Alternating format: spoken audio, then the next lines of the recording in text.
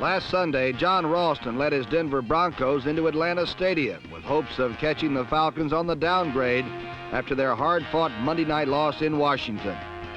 The Broncos' first series, Charlie Johnson fooled the Falcons with a play-action pass to running back Joe Dawkins, subbing for injured Bobby Anderson.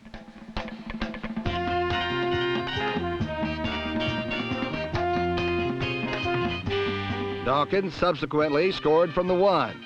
And following an Atlanta fumble, Charlie Johnson found his massive rookie tight end Riley Odoms, who put Denver within scoring range again.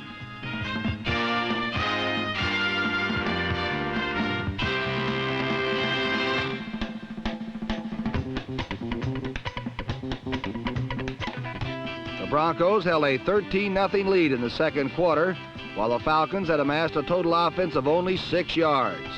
It definitely looked like just one of those Sundays for Bob Berry and the Falcons.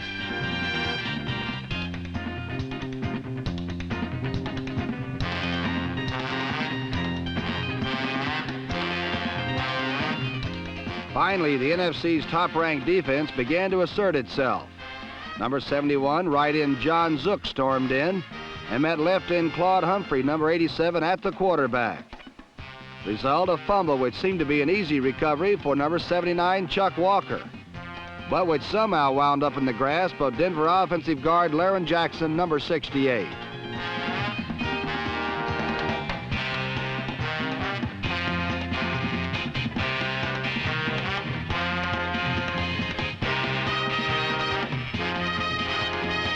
The Broncos were not so fortunate when Charlie Johnson faked and faded to his goal line.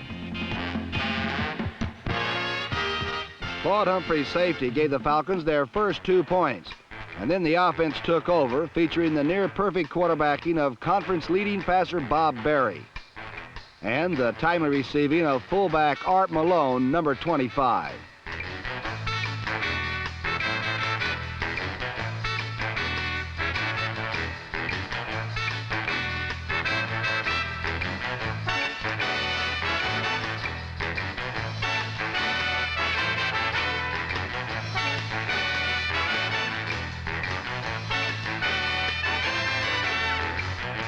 In all, Berry hit on 13 of 16 pass attempts, and 5 of them went to Art Malone.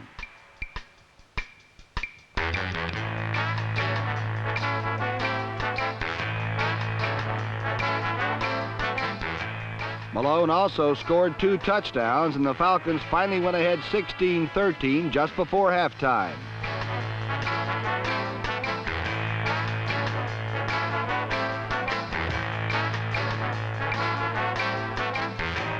After his second touchdown, Malone displayed one of the season's most unusual spiking techniques.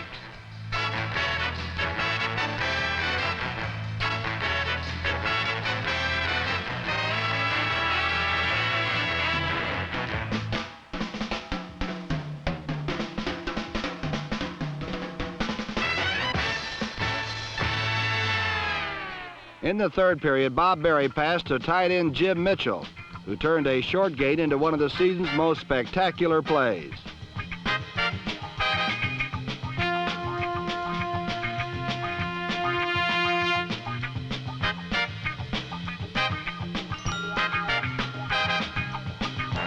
Unfortunately for Mitchell, most of his effort was nullified by a clip.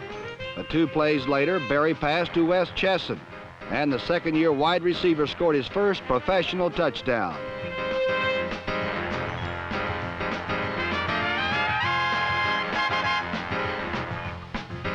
Trailing by 10 in the fourth quarter, Steve Ramsey passed to Rod Sherman for one last touchdown.